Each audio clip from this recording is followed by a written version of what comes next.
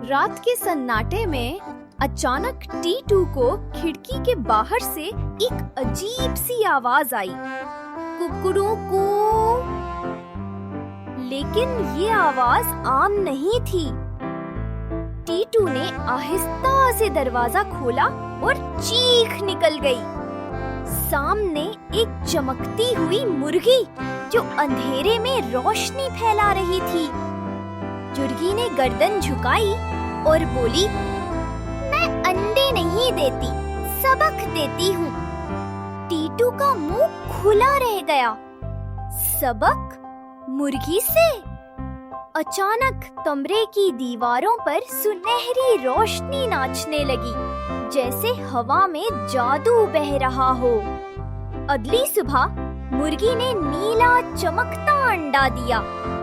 टीटू ने उसे हाथ लगाया और एक झुमाके से मंजर बदल गया। उसने खुद को देखा, दरख्त के पास प्लास्टिक फेंकते हुए। आवाज आई, जो तुम जमीन पर फेंकते हो वो कायनात तुम्हें वापस दिखाती है। टीटू के चेहरे का रंग उड़ गया। फिर एक एक करके अंडे चमकने लगे। हर अंडा एक राज खोल रहा था। जाया किया हुआ पानी, भूखी पप्पी, अम्मी की मदद न करना। मुर्गी बोली, जादू चीजों में नहीं होता, दिलों में होता है। दिल बदल दो, दुनिया बदल जाएगी। उस दिन के बाद टीटू खामोश नहीं रहा, वो बदल गया। उसने प्लास्टिक उठाया, पौधों को पानी दिया, अम्मी के साथ मुस्कुराया और हर नेकी के साथ हवा में हल्की जादुई घंटी बजती, जैसे कायनात कह रही हो, यही है असल जादू।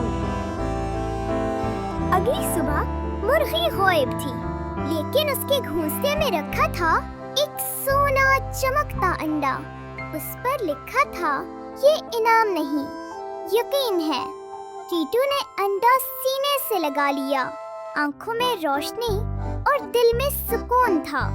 कभी कभी सबसे बड़ा जादू सादा नेकी में छुपा होता है, क्योंकि जब दिल अच्छा होता है पूरी दुनिया रोशन हो जाती है। बेबी कहानी पर जादुई कहानियाँ देखते रहें, सब्सक्राइब करें, क्योंकि असल जादू अभी बाकी है।